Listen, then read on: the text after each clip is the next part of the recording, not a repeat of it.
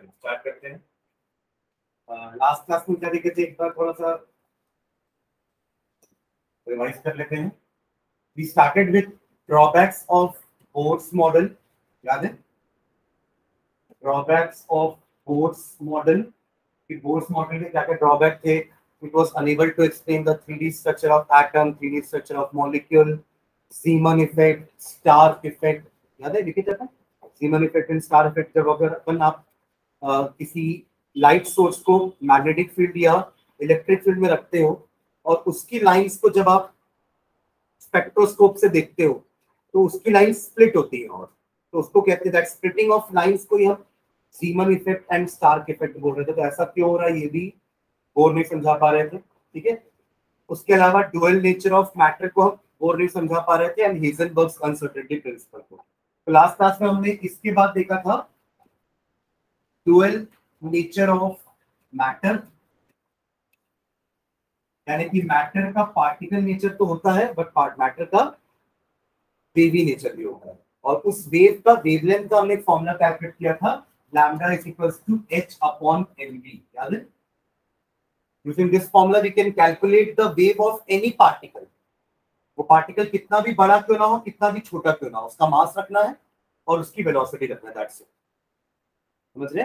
बस अगर यही आप बोलोगे कि हम लाइट का पार्टिकल का वेवलेंथ कैलकुलेट करना चाहते हैं तो आप यहाँ v की जगह c लिख दोगे, लाइट की वेलोसिटी, है ना। बाकी और कोई मटेरियल लाइट की वेलोसिटी जितना ट्रैवल नहीं कर सकता तो उसने अपन यहाँ पे v कर दिया, क्योंकि c का मतलब लाइट की वेलोसिटी होता है 3 × 10⁸, ठीक है। यहाँ h अपॉन mv आपका डी ब्रॉगली वेवलेंथ का इक्वेशन है, ठीक है। ये अपन डिराइव कैसे किए थे?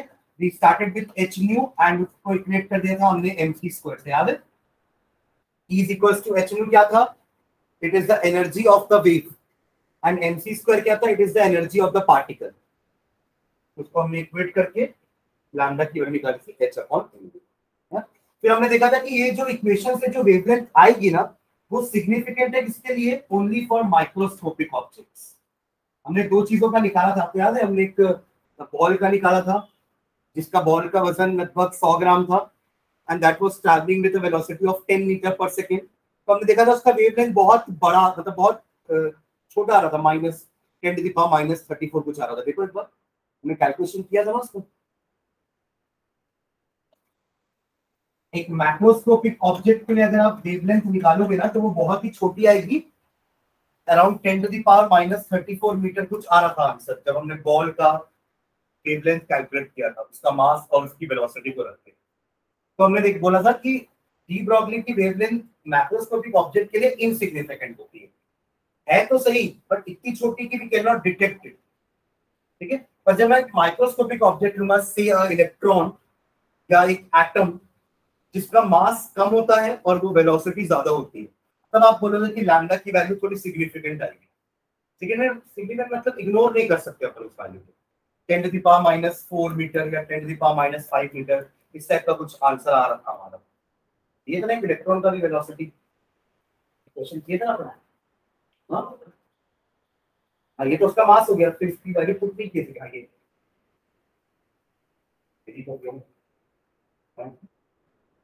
ठीक है, दोनों का लैम्डा कैलकुलेट किए थे। बड़े ऑब्जेक्ट का लैम्डा बहुत छोटा आ रहा था 10⁻⁻34 की रेंज में, और छोटे ऑब्जेक्ट का लैम्डा बड़ा आ रहा था। तो इसका अपने कंक्लूड किया था कि डी ब्रॉगली वेवलेंथ छोटे पार्टिकल्स के लिए सिग्निफिकेंट है, it is insignificant for macroscopic objects जो हमें ऐसे दिख जाते हैं, वो मैक्रोस्कोपिक ऑब्जेक्ट। जैसे ये मैक्रोस्कोपिक ऑब्जेक्ट है, बट इलेक्ट्रॉन हमें नेकेड आई से नहीं दिखता ना, तो it is a microscopic object, क्योंकि अपन को देखने के लिए उसको माइक्रोस्कोप चाहिए। क्लियर है? तो ये था dual nature of matter, de Broglie's equation. आज स्टार्ट करेंगे हेजनबर्ग्स अनसर्टेनिटी प्रिंसिपल। एंड डाल देना Heisenberg's uncertainty principle, uncertainty principle, HEISENBERG,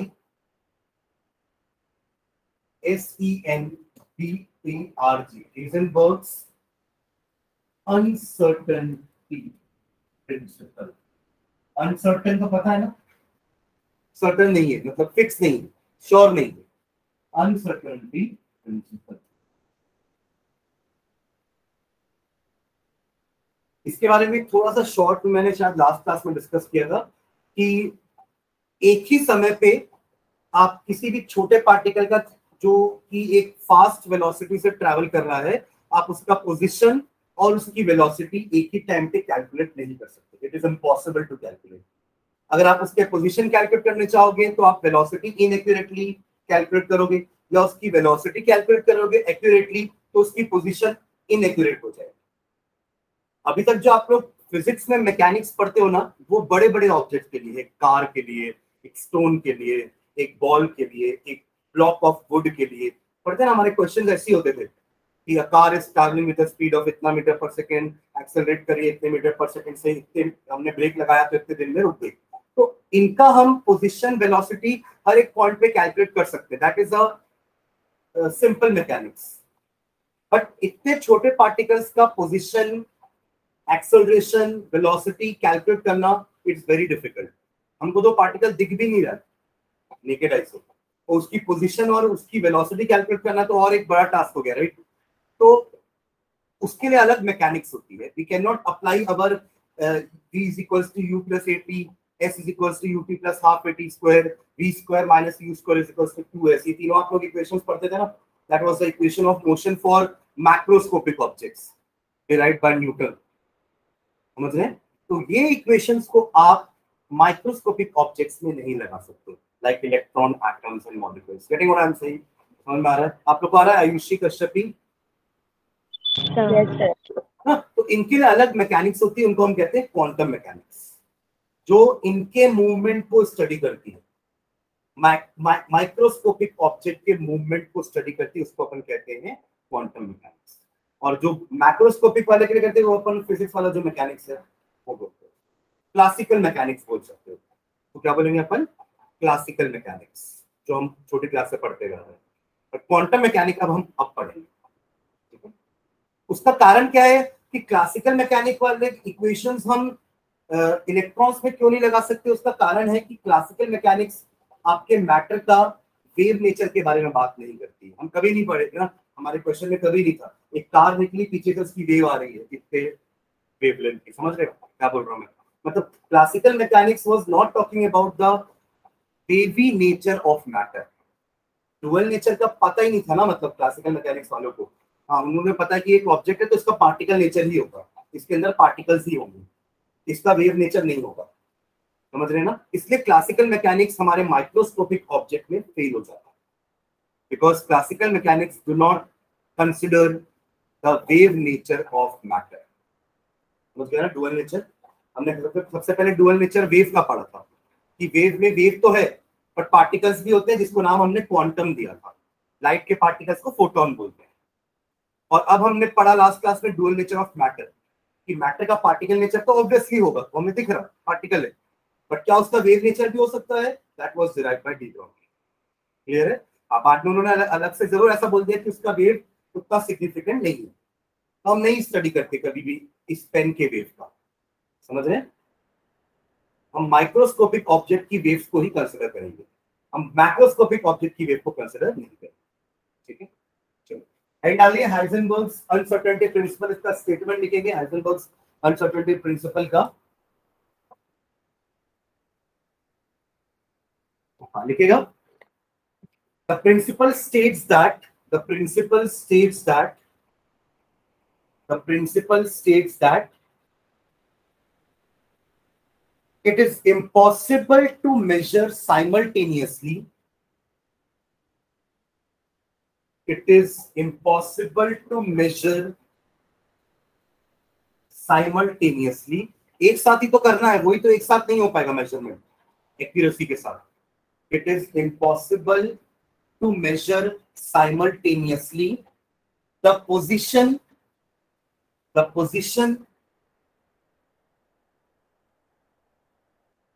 and momentum of a small particle. Position and momentum of a small particle. Momentum का मतलब आप velocity बोल लो, क्योंकि किसी बॉडी का मोमेंटम में सिर्फ वेलोसिटी चेंज होती है, मास तो उतना ही रहता है।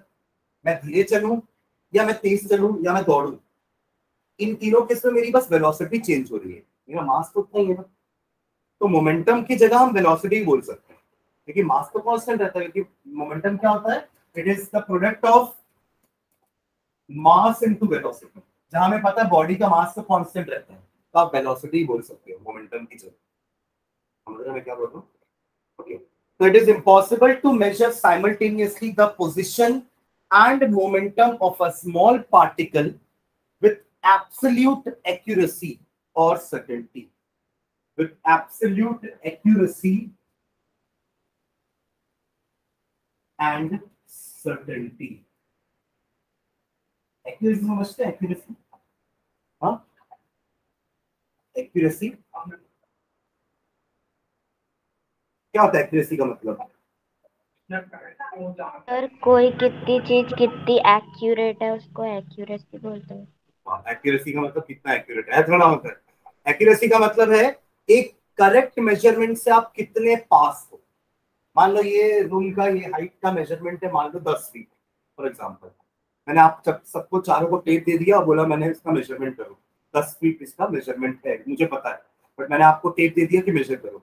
मान लो इसने किया 9 फीट, आपने बोला 9.5 है सर, 9.6, 9.8।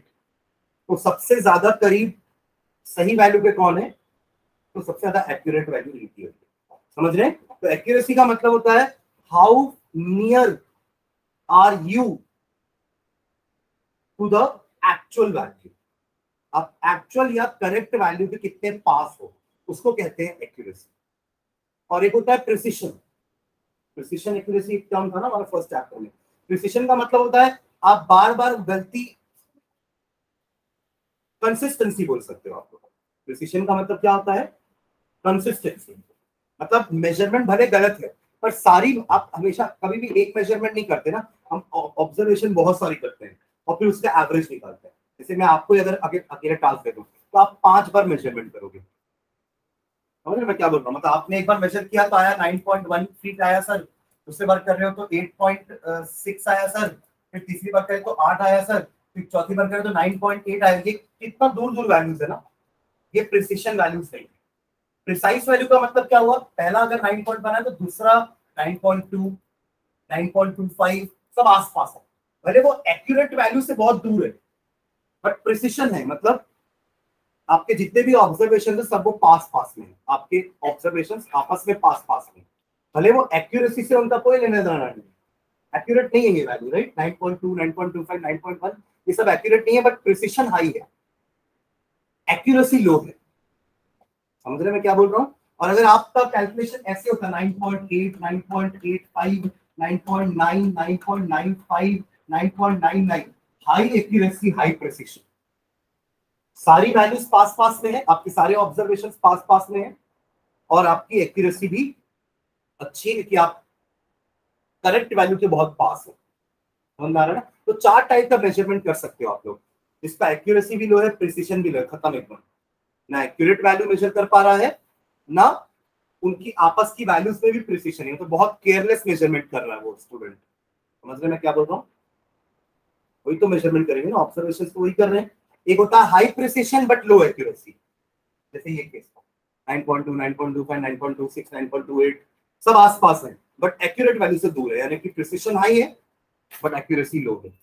उल्टा हो सकता है, प्रिसिशन हाई है, सॉरी प्रिसिशन लो है बट एक्यूरेसी हाई है। हो सकता है आपकी कोई एक वैल्यू एक्यूरेट वैल्यू के बहुत पास में होगी, बट बाकी वैल्यू से बहुत दूर दूर है, तो प्रिसिशन लो है बट एक्यूरेसी हाई है।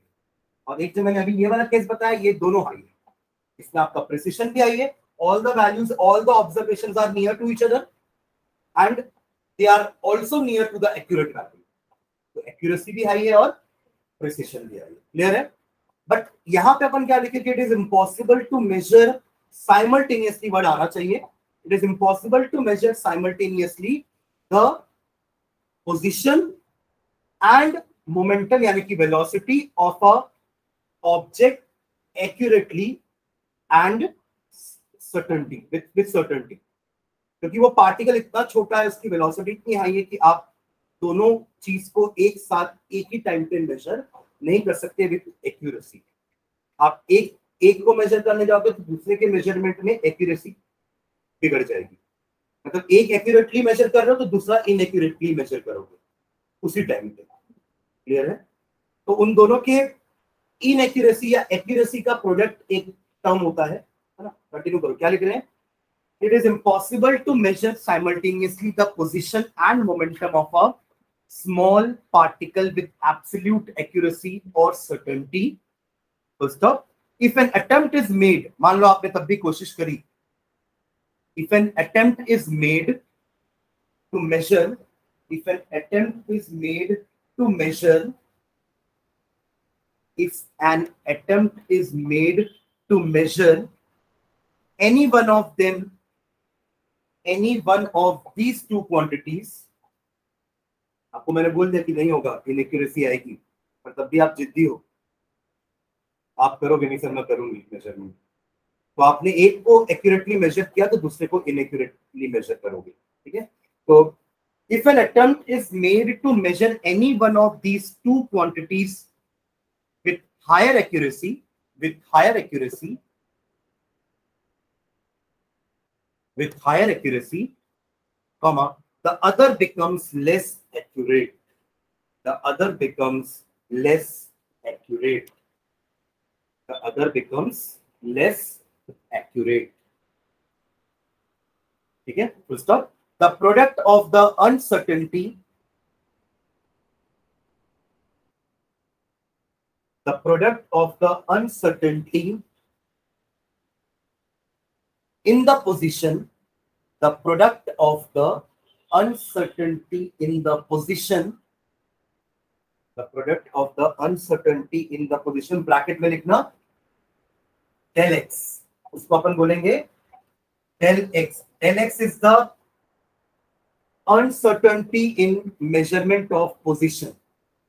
del का मतलब होता है स्मॉल, थोड़ा सा इनएक्यूरेसी होगा पर होगा, समझ रहे? मतलब मान लो ऐसा है कि आपका मेजरमेंट 9.8 फीट आया है बट एक्चुअल मेजरमेंट कितना है 10 फीट, तो इन दोनों को माइनस करेंगे तो कितने का फर्क है 0.3. That is your del x position, समझ रहे हैं?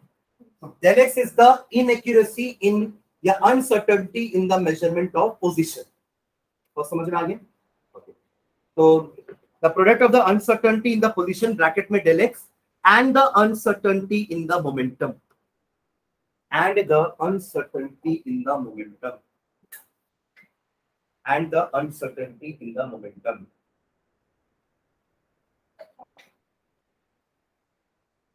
and the uncertainty in the momentum. Bracket में डेल पी, मोमेंटम को क्या बोलते हैं अपन डेल पी, पर यहीं पर लिखना, सिर्फ इतना मत लिखना, डेल पी लिखोगे ना और उसके साथ equal to m del v भी लिख लेना, इतना सब ब्रैकेट में। मास तो चेंज नहीं होगा ना, मैंने आपको एग्जांपल दिया ना कि अगर फॉर एग्जांपल बॉडी मूव भी कर जाती है अपने पोजीशन से तो उसका मास तो कांस्टेंट रहेगा, तो चेंज किस में आता है? वेलोसिटी में, बस मास में नहीं। इसलिए आप डेल पी को एम डेल वी भी लिख सकते हो। Clear?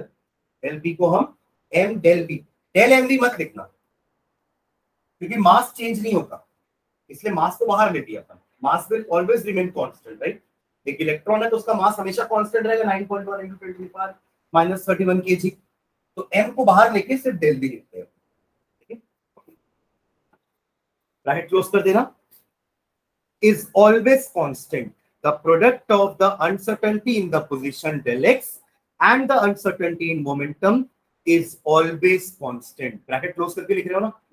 Is always constant and is equal to or greater than, and is equal to or greater than, and is equal to or greater than h upon 4 pi. h upon 4 pi equal to or greater than h, h क्या था? Planck's constant, बाकी 4 और pi तो constant होता है। h upon 4 pi, यानी कि mathematically अपन कैसे लिखेंगे? del x into del p greater than equal to h upon 4 pi. Clear है? हाँ, आप चाहो तो उसको ऐसे भी लिख सकते हो, del x dot del v is equals to या greater than equal to h upon 4 pi m. m को नीचे ले आए, समझ रहे हो?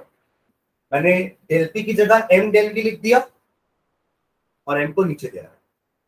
क्लियर है? कैलकुलेशन पर्पस के अपन इक्वल टू को लेके सॉल्व कर सकते हैं। Del x dot del p is equals to h upon रो। ये भी कैलकुलेशन के लिए जब हमको एग्जैक्ट वैल्यू चाहिए तो ग्रेटर देन इक्वल टू बताएगा ना, बट एग्जैक्ट वैल्यू चाहिए तो अपन इक्वल टू करके एक वैल्यू भी निकाल सकते हैं।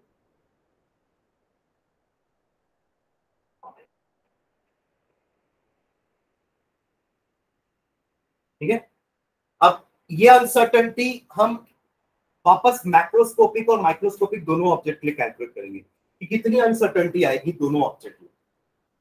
जैसे अभी हमने वो वेवलेंथ कैलकुलेट की थी ना, हमने एक बड़े ऑब्जेक्ट की वेवलेंथ कैलकुलेट की जो बहुत छोटी थी, इनसिग्निफिकेंट।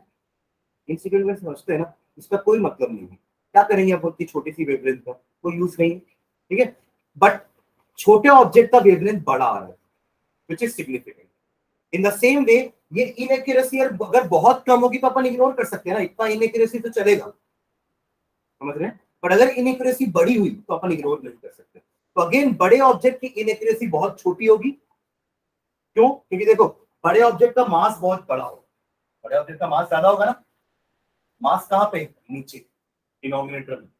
मास बड़ा होगा तो ओवरऑल जो वैल्यू वो छोटी हो जाएगी। समझ रहे मैं क्या बोलना चाह रहा हूँ? आपका मास बड़ा है, उस मान लो कार है, कार का पोजीशन का आप इनएक्यूरेसी निकालना चाह रहे हो, del x into del v निकालना चाह रहे हो, तो उसके लिए मास आप रखोगे नीचे कार का।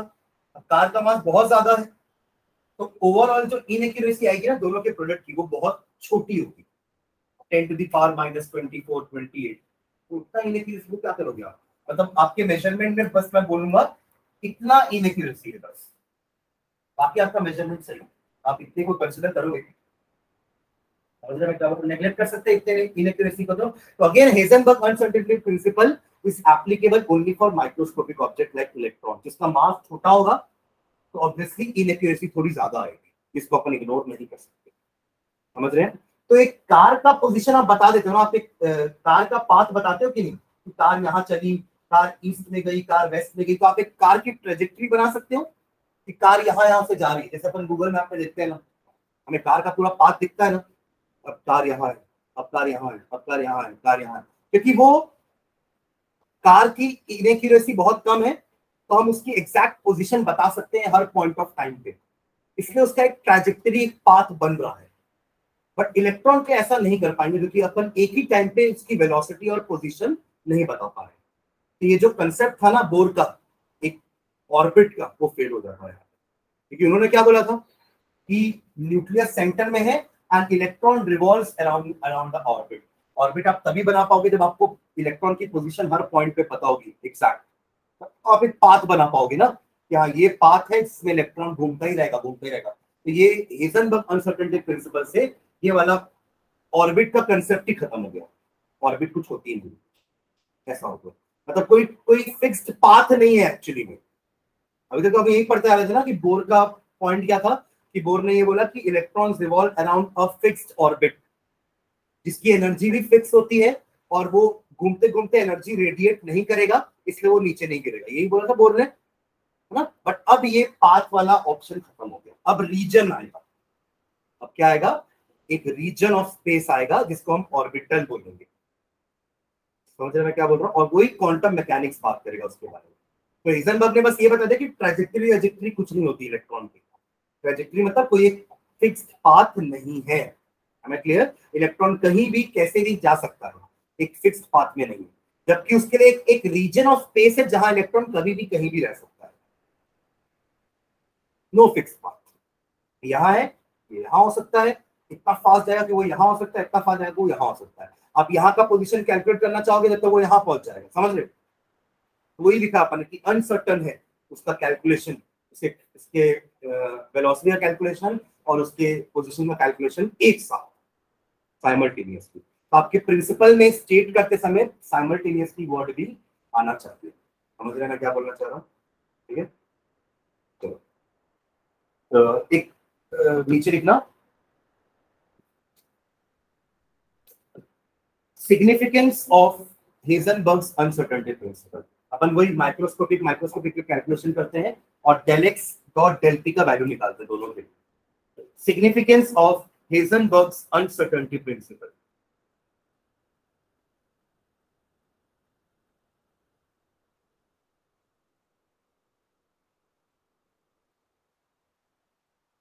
Significance of Heisenberg's uncertainty principle, ठीक है। कितना like de Broglie equation, like de Broglie equation, like de Broglie equation, comma Heisenberg uncertainty principle, Heisenberg's uncertainty principle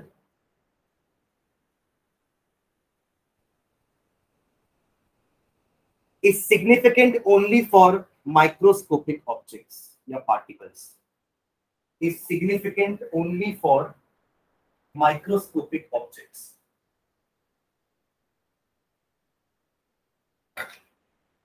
Is significant only for microscopic objects.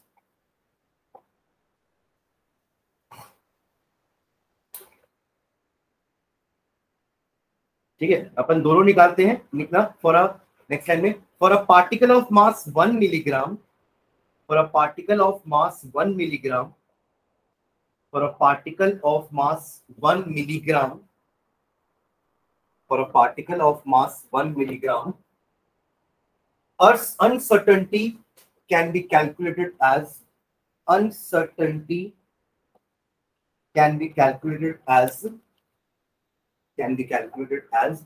चलो निकालते हैं इसकी uncertainty, del x dot del v, m को नीचे लेके चले जाऊंगा, is equals to h upon 4 pi m, ये था हाँ, h की value 6.626 into 10 to the power -34 upon 4 तो 4 ही रहेगा, पाई की जगह 3.14 डाल देता हूं, और मास अपने क्या लिया है 10 मिलीग्राम, उसको केजी में कन्वर्ट करते हैं, है ना। तो 10 मिलीग्राम का मतलब क्या होता है, 10 इंटू 10 टू द पावर -3 ग्राम, मिली मतलब तो ये होता है ना, 10 टू द पावर -3 का मतलब क्या होता है मिली, हाँ क्लियर है। और ग्राम को केजी में लिखना तो कैसे लिखेंगे, into 10 to the power -3 KG, gram को, 1 केजी का मतलब 1000 ग्राम होता है, तो 1 ग्राम का मतलब इतना होगा, यानी कि जब आप इसको सॉल्व करोगे, ये 1 है, ये -3 -3 -6 प्लस 1 -5 हो जाएगा, तो आप इसकी जगह लिख सकते हो 10 टू द पावर -5 केजी, देख लो 10 to the power -5 KG. 10 milligram है कि 1 मिलीग्राम है, 1 मिलीग्राम है ना क्वेश्चन, ये 10 हट जाएगा ना, 1 आ जाएगा इसकी जगह, ठीक है। तो ये 10 टू द पावर -6 क्लियर है। तो देखा तो करो क्वेश्चन क्या निकल, 1 मिलीग्राम बोला ना, मैं यहाँ 10 ले लिया था, क्लियर है ना, देखिए बात हो जाएगी।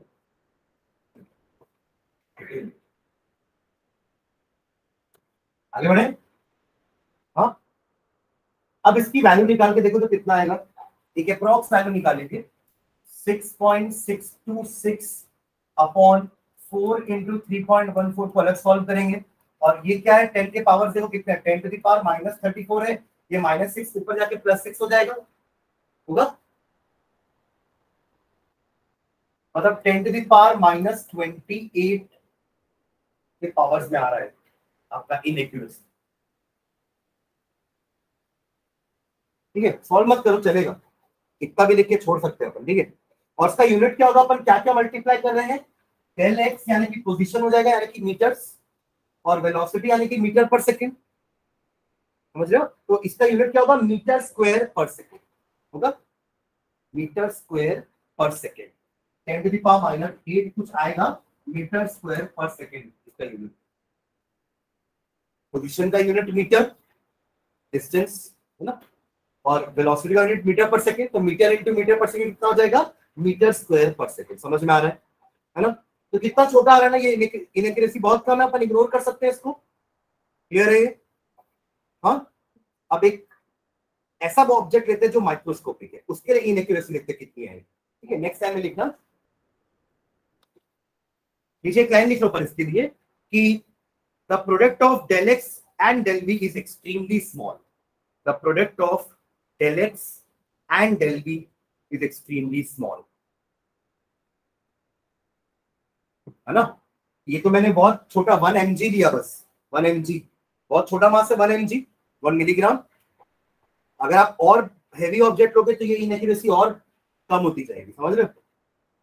तो इनसिग्निफिकेंट है, ठीक है। ओके, नेक्स्ट टाइम देखना, for a microscopic particle like an electron, next time में, for a microscopic particle like an electron, for a microscopic particle like an electron, we have अब बस ये n की जगह क्या रखोगे? मास ऑफ इलेक्ट्रॉन निकालो, value 9.11 into 10 to the power minus 31 रख देना उसकी जगह। del x into del v is equals to 6.626 into 10 to the power minus 34 upon 4 into 3.14 into 9.11 into 10 to the power minus 31। अभी ऊपर लिख जाओ, 6.626 upon 4 into 3.14 into 9.11 into 10 to the power minus 34 plus 31। मतलब ये तो ज्यादा छोटा नहीं है ना, -3 आ रहा है, वहां -28 था। समझ रहे क्या बोल रहा हूं मैं?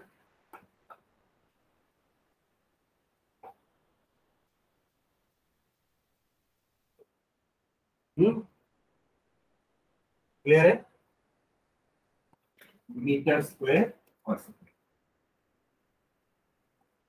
जो ऊपर लाइन लिखे ना वो यही चीज क्लियर लिखते हैं कि जैसे डी ब्रॉगली का सिग्निफिकेंस सिर्फ छोटे ऑब्जेक्ट्स के लिए था, माइक्रोस्कोपिक ऑब्जेक्ट के लिए था, वैसे ही अनसर्टेनिटी प्रिंसिपल भी छोटे ऑब्जेक्ट्स के लिए भी ट्रू है। बाकियों के लिए भी एप्लीकेबल है, बट उनकी इनएक्यूरेसी इतनी कम है कि अपन इग्नोर कर सकते हैं। समझ रहे हो मैं क्या बोल रहा हूँ? हम ऐसे भी तो नॉर्मल मेजरमेंट में बोल देना कि चलो 98.55 की जगह 98.56 आ रहा है, छोड़ दो, चलेगा, सही है। तो जो अपन तो 0.01 का इनएक्यूरेसी को भी छोड़ दे रहे हैं, ये तो 0.00000 कितने सारे जीरो है, उसके बाद जाके 1 आएगा। समझ रहे हैं मैं क्या बोल रहा हूँ? 10 to the power minus 28 का मतलब समझ में आता है ना? तो नेक्स्ट लाइन में लिख रहा हूँ उसके नीचे,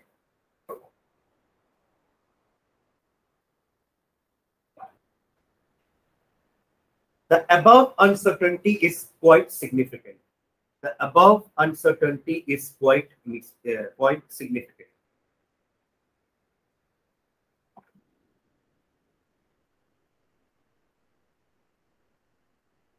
The above uncertainty is quite significant. मतलब अगर आपको अपने पोजीशन का मान लो पता है कि पोजीशन का मेरा uncertainty 10 to the power minus 4 metre है, मतलब मैंने जो मेजरमेंट किया है ना पोजीशन का, उसमें इतना चेंजेस आ सकता है।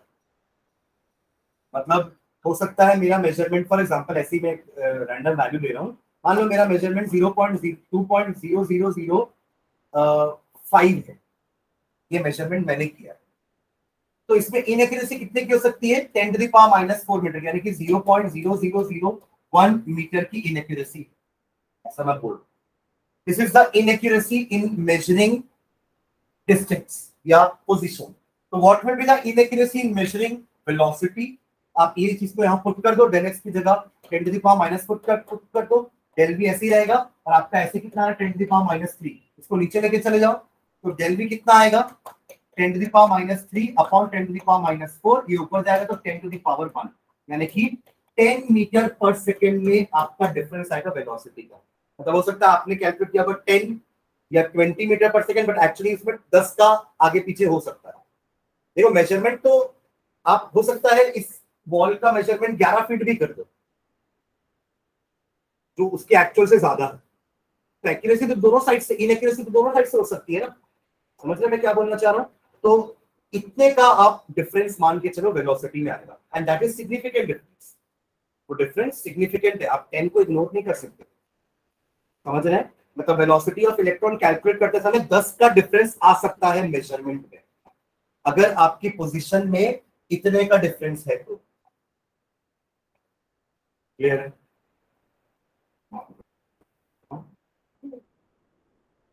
किसको ये नहीं, ये तो मैंने सिर्फ वेलोसिटी का निकाला है ना इनएक्यूरेसी। ये मेरा इनएक्यूरेसी डिस्टेंस का है या पोजीशन का है, ये मेरा इनएक्यूरेसी वेलोसिटी का है, तो इसका यूनिट मीटर पर सेकंड ही होगा और इसका यूनिट मीटर होगा। जब हम दोनों का प्रोडक्ट करते हैं तब आंसर मीटर स्क्वायर पर सेकंड का। यस, तो एक्चुअली में प्रिंसिपल तो यही है ना, the product of uncertainty in position and velocity is greater than और equal to h upon 4 pi. Clear है? क्वेश्चन करते हैं, क्वेश्चन लिखो। A microscope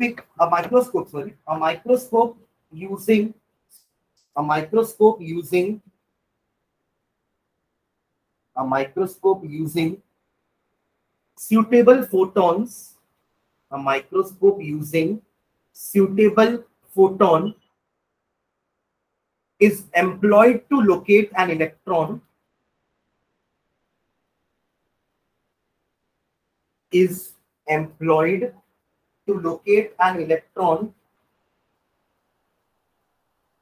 in an atom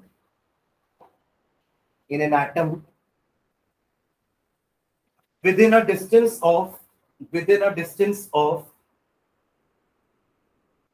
0.1 angstrom। 0.1 angstrom को हम ऐसे डिनोट करते हैं ना, एक के ऊपर एक सर्कल, एंगस्ट्रॉम। और एंगस्ट्रॉम का मतलब क्या होता है? 1 एंगस्ट्रॉम मतलब 10 to the power -10 मीटर्स। ठीक है, जैसे नैनो होता है ना 10 to the power -9, माइक्रो होता है 10 to the power -6, वैसे एंगस्ट्रॉम क्या होता है? 10 to the power -10 metres angstrom. ठीक है, full stop. What is the uncertainty involved in the measurement of its velocity? What is the uncertainty involved in the measurement of its velocity?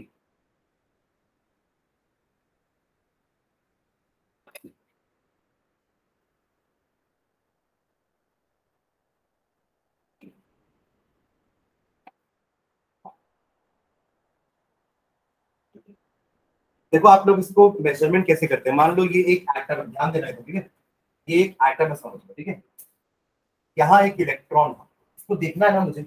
आप देख के ही तो उसको पोजीशन और उसका वेलोसिटी बता पाओगे ना, बिना देखे तो हम नहीं बता पाएंगे। कार चल रही तो मैं कार को देख के तो बता पाऊंगा कि हाँ अभी कार यहाँ थी, अब कार यहाँ है, अब कार यहाँ है, अब कार यहाँ है, ये इसका बन गया पाथ। ऐसा हम इलेक्ट्रॉन गत नहीं कर पा रहे एक्चुअली, अनफॉर्चुनेटली। ठीक है, because classical mechanics do not apply on electrons. ठीक है, ये इलेक्ट्रॉन को देखने के लिए ना अपन को एक माइक्रोस्कोप लेना पड़ेगा। ठीक है, और माइक्रोस्कोप में तो अंधेरा रहेगा, ऐसे दिखेगा नहीं हमें, तो इसका अपन एक फोटोन यूज कर रहे हैं, लाइट मार रहे हैं वहां पे। समझिए क्वेश्चन का first line, a microscope using suitable photon is employed to locate an electron. एक इलेक्ट्रॉन को देखने के लिए मैंने एक फोटोन मारा, एक लाइट। फोटोन मतलब लाइट। फोटोन क्या होता है? They are the particles of light, quantum packets, photon. ठीक है, वो लाइट मारा मैंने और मुझे माइक्रोस्कोप से वो इलेक्ट्रॉन का पोजीशन देखना है। मैं स्टडी कर रहा हूँ, उसका पोजीशन चेक कर रहा हूँ, कहाँ है, कब कब कहाँ जा रहा है, और उसका वेलोसिटी मेजर करने की कोशिश कर रहा हूँ। समझ रहे मैं क्या बोल रहा हूँ? तो ऐसा करने में ना जो इनएक्यूरेसी आई डिस्टेंस की, वो कितनी है? 0.1 एंगस्ट्रॉम। मतलब 0.1 एंगस्ट्रॉम के रेंज में वो इलेक्ट्रॉन कहीं भी हो सकता है। मतलब 0.1 एंगस्ट्रॉम क्या है? उसका इनएक्यूरेसी वो डेल एक्स। क्या है वो? Del x. ठीक है, अब आपको क्वेश्चन में डेल एक्स दिया है 1 कितना एंगस्ट्रॉम है? 0.1 एंगस्ट्रॉम। 0.1 एंगस्ट्रॉम यानी कि मीटर में कन्वर्ट करूंगा तो कितना होगा? 0.1 into 10 to the power -10 metres, या फिर 0.1 को भी 10 टू द पावर -1 लिख सकता हूं। 0.1 को 10 टू द पावर -1 लिख सकते हैं ना। 0.1 मतलब 1/10 हो जाएगा, तो 10 टू द पावर -1 हो जाएगा, यानी कि 10 टू द पावर -11 मीटर्स। ये होगा डेल एक्स। आया ना? देखो एक बार। हाँ, क्लियर है सबको? ये है ना। इलेक्ट्रॉन की बात किया है तो m फॉर्मूला पता है क्या होता है इलेक्ट्रॉन का, राइट? और निकालने क्या बोला है? What is the uncertainty involved in the measurement of its velocity? Del v निकालना है। अगर वेलोसिटी की जगह मोमेंटम लिखा रहता ना तो अपन को m भी रखने की जरूरत नहीं पड़ती। हमारा फॉर्मूला क्या है? Del x dot del p is equals to h upon 4 pi. पर क्योंकि वेलोसिटी का अनसर्टेनिटी पूछा इसलिए यहाँ पे मैंने m और v को अलग कर दिया और n को नीचे भेज दिया। समझ लो मैं क्या बोल रहा हूँ? अच्छा, तो मैंने क्वेश्चन में ये बोला कि अगर क्वेश्चन में वेलोसिटी की जगह मोमेंटम होता ना तो अपन को m भी रखने की जरूरत नहीं पड़ती, सिर्फ del x को नीचे ट्रांसफर करते और सॉल्व कर देते। बट क्योंकि वेलोसिटी पूछा तो m को भी नीचे लेके आएंगे, तो del x dot del v is equals to h upon 4 sin m। Clear है ये इक्वेशन एवरीवन? आयुषी, कश्यपी, समझ में आ रहा है? del x गिवन है 10 to the power -11, del v मुझे निकालना है कि what is the uncertainty in the measurement of velocity. मतलब मैं उस इलेक्ट्रॉन की वेलोसिटी जब कैलकुलेट करूंगा ना तो कितना गलत होने के चांसेस मेजरमेंट के, इनएक्यूरेसी, ठीक है, uncertainty is equals to 6.626 into 10 to the power -34 upon 4 into 3.14 into 9.11 into 10 to the power -31। तो नीचे ले आते हैं तो del v कितना हो जाएगा 6.626 अपॉन 4 into 3.14 into 9.11। इनको अलग कर लिए और जितने भी 10 के पावर्स हैं उनको एक साथ ले चले जाता हूँ। 10 to the power -34 तो ऊपर है, ये 31 माइनस ऊपर आएगा तो +31 होगा और ये -11 है ऊपर जाएगा तो +11 हो जाएगा। समझ रहे? मैंने सारे 10 के पावर्स को एक साथ ले लिया। आ रहा है अच्छे समझ में? 10 to the power -11 नीचे जाएगा, ऊपर आएगा तो 10 to the power 11 हो जाएगा। 10 to the power -31 पहले से नीचे, ऊपर आएगा तो 10 to the power +31 हो जाएगा और -34 तो है पहले से। ठीक है, इसको सॉल्व करना पड़ेगा और ये हो जाएगा आपका कितना हो जाएगा ये 11 और 31 42 ना और -34 10 to the power 8 आ रहा है, ये आएगा 8, ये -3 होगा ना, दिस इज -3 + 11 + 8 होगा, -3 + 11 8 होगा ना।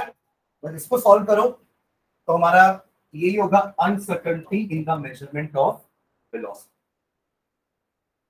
कितना वैल्यू आ रहा है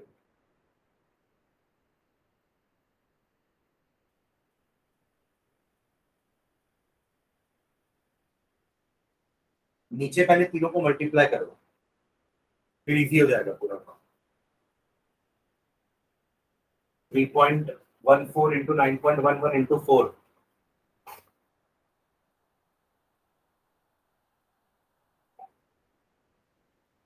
कितना है 4 4 16 का 6 बचा 1 5 and 3 4 12 1256 into 911 1256 plus 1256 plus 54 का 4 बचा 5 45 and 5 50 का 0 बचा 5 18 5 23 का 3 बचा 2 9 और 2 11 6 11 का 1 5 4 9 10 11 12 का 2 बचा यहाँ पे 1 2 3 4 4 1 1 1 4 4 2 1 6 और पॉइंट्स कितने आएंगे 1 2 3 4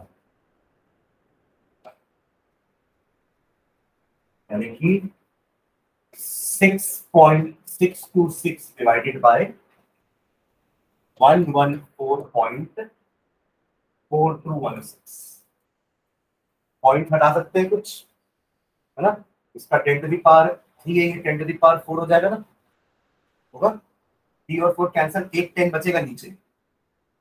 मतलब क्या बोल रहा हूँ मैं इसको अलग कर ऐसे करना चाह रहा हूँ 6626 अपॉन 1144216 और नीचे बस एक 10 बचेगा, है ना?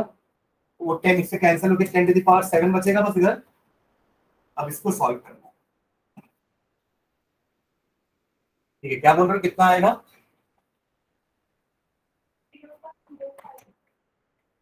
इसको इसी को क्यों होता है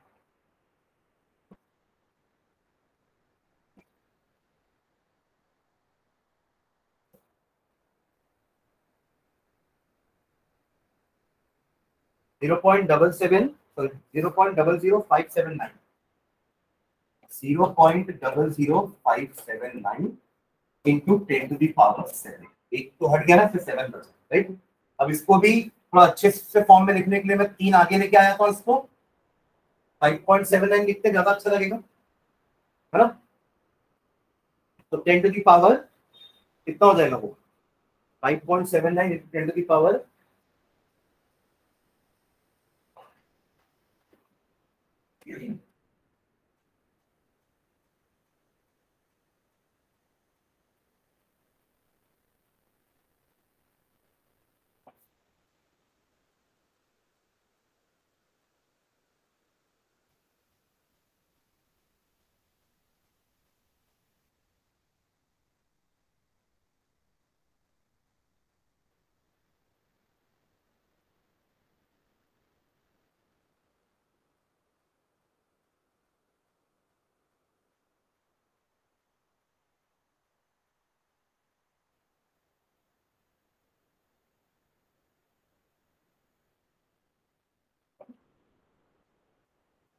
ये इसका एक कटेगा नहीं, ये अपॉन 1000 होगा, ये अपॉन 10,000 होगा, ऊपर आएगा तो अच्छा नहीं 10 टू दी पावर 9 होगा, 9 होगा, सॉरी सॉरी, हाँ बराबर 9 होगा, ये ऊपर आएगा ना, 10 ऊपर मल्टीप्लाई होगा ना कि नीचे, देखो ऐसा कुछ होगा, 6626 अपॉन 1000 है, और ये होगा 1144,216 अपॉन 10,000। ये ऊपर जाएगा तो 10,000 और 1000 में एक जीरो कैंसिल हो जाएगा, एक जीरो ऊपर मल्टीप्लाई होगा, 10 टू द पावर 8 के बाद 10 टू द पावर 9 होगा, ना कि 7, ठीक है। अब इसको पीछे लेके आओगे तो 6 हो जाएगा, 3 आगे लेके आ रहे हो ना, तो आंसर क्या आ जाएगा 5.79 into 10 to the power 6 metre पर सेकेंड। तो बहुत बड़ा नंबर है 5.79 इंटू 10 टू द पावर 6, बहुत बड़ा नंबर है, इसको आप इग्नोर नहीं कर सकते, ठीक है। मतलब आप अगर इतने एक्यूरेसी से डिस्टेंस को मेजर करोगे इलेक्ट्रॉन के, तो वेलोसिटी में इतना इनएक्यूरेसी आ जाएगा, समझ रहे हैं, विच इज वेरी सिग्निफिकेंट, आप इसको इग्नोर नहीं कर सकते। छोटे वैल्यूज को इग्नोर किया जा सकता है ना, इतने बड़े वैल्यूज को आप इग्नोर नहीं कर सकते, ठीक है। इसका वैल्यू अगर देखोगे तो क्या होगा 579,000, और ये है इसका मतलब, इतना मीटर पर सेकेंड, क्लियर। ओके, इसके साथ एक सॉल्व एग्जांपल और है आपके बुक में, इसको देखना आप लोग, है ना, पेज नंबर 48 में है, और गोल्फ बॉल वाला क्वेश्चन है, देखो गोल्फ बॉल दिख रहा है क्या, कहा एक इलेक्ट्रॉन का मेजर कर रहे थे, अब एक गोल्फ बॉल का मेजर कर रहे हैं, पेज नंबर 48, ठीक है। तो शायद पेज नंबर दूसरा होगा क्योंकि बुक्स अलग अलग है ना, पेज नंबर 52 मिला। अभी हमने जो क्वेश्चन किया वो भी दिख गया होगा आप लोगों को, 5.79 × 10⁶ मीटर पर सेकंड दिख रहा है, ये दिखा क्या मानी, है ना। उसके जस्ट नीचे गोल्फ बॉल है। अब गोल्फ बॉल तो एक मैक्रोस्कोपिक ऑब्जेक्ट है ना, गोल्फ बॉल देखने के लिए आपको माइक्रोस्कोप होना चाहिए, तो इसका देखो अनसर्टेनिटी कितना आ रहा है, देखो हम ये बोल रहे हैं कि गोल्फ बॉल है जिसका मास 40 ग्राम है, वो 45 मीटर पर सेकंड की स्पीड से चल रही है, और अपन ये बोल रहे हैं कि उसकी एक्यूरेसी 2% है, मतलब यहाँ हमको इनएक्यूरेसी निकालनी पड़ेगी, 2% निकालेंगे 49 में कितना आएगा 0.9, समझ लो क्या मतलब होता है इनएक्यूरेसी का, मतलब आपने निकाला 45 है, 45 मीटर पर सेकंड निकाले ना, और बोल रहे कि मेरे मेजर में ना 2% का ऊपर नीचे हो सकता है, यानी कि 0.9 मीटर ऊपर नीचे हो सकता है, 0.9 मीटर पर सेकंड, मतलब आपने जो निकाला है 45, हो सकता है करेक्ट आंसर 44.1 हो या 45.9, प्लस माइनस 2% किसी को हो, समझ में आ रहा है। तो हमको यहाँ पे निकालना पड़ेगा इनएक्यूरेसी, यहाँ दिया नहीं है डायरेक्टली, तो डेल वी कैसे निकालेंगे, 2% ऑफ 45, जो कितना आ रहा है 0.9 मीटर पर सेकंड आ रहा है, 0.9 मीटर पर second, that is del v. तो आपको डेल एक्स निकालना, देखो डेल एक्स निकालने के लिए वही करेंगे h/4πn। अभी इस क्वेश्चन में, अभी जो अपन ने सॉल्व किया ना क्वेश्चन, उसमें डेल वी दिया, डेल एक्स दिया था 10 टू द पावर -11 मीटर, और डेल वी निकालना था क्योंकि हमने निकाला 5.79 × 10 टू द पावर 6, बट इस क्वेश्चन में आपको डेल वी निकाले अपन 2% ऑफ 45 करके, which is coming out to be 0.9 metre पर सेकंड, और डेल एक्स आपको निकालना है। तो कैसे निकलेगा del x? h upon 4 pi m into, समझ गए?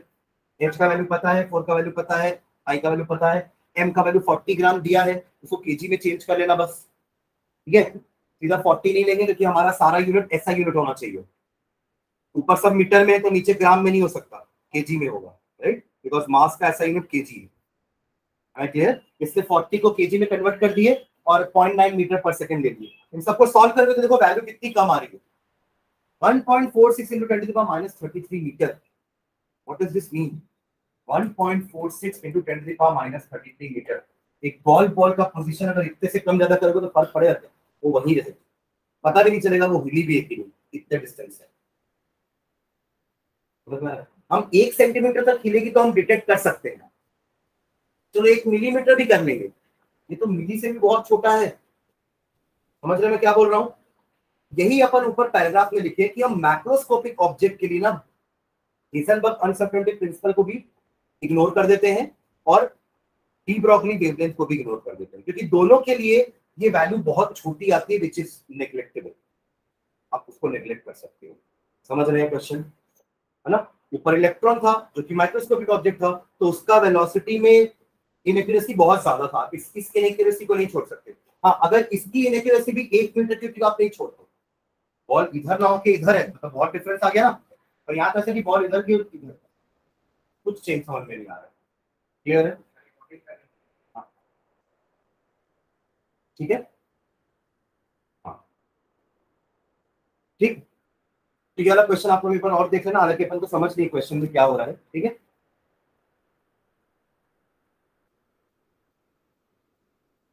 ठीक है, तो नेक्स्ट लाइन डाल के छोड़ दो। Quantum mechanical model of atom, quantum mechanical model of atom, quantum mechanical model of atom.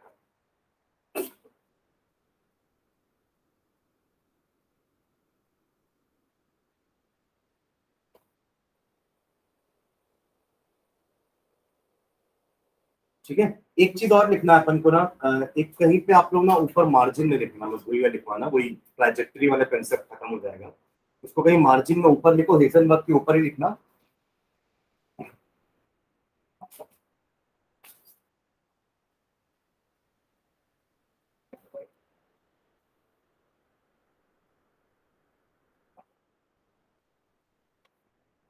देखो,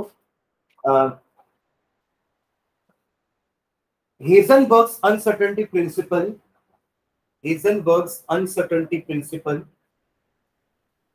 Heisenberg's uncertainty principle rules out existence of, rules out existence of definite paths, or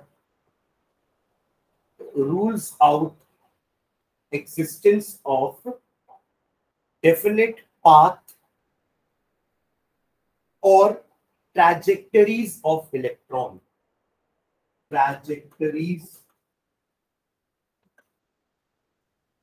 of electrons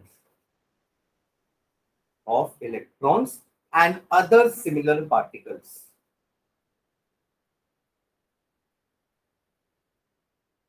ठीक है, क्योंकि हम किसी का भी path या trajectory तभी बता पाएंगे जब हम हर पॉइंट पे उसकी पोजीशन अच्छे से मेजर कर पाएंगे। जैसे मैंने आपको कार का एग्जांपल दिया ना, पहले कार यहाँ थी, अब यहाँ है, अब यहाँ है, यहाँ है, यहाँ, तो आपने उसका एक पाथ बना दिया।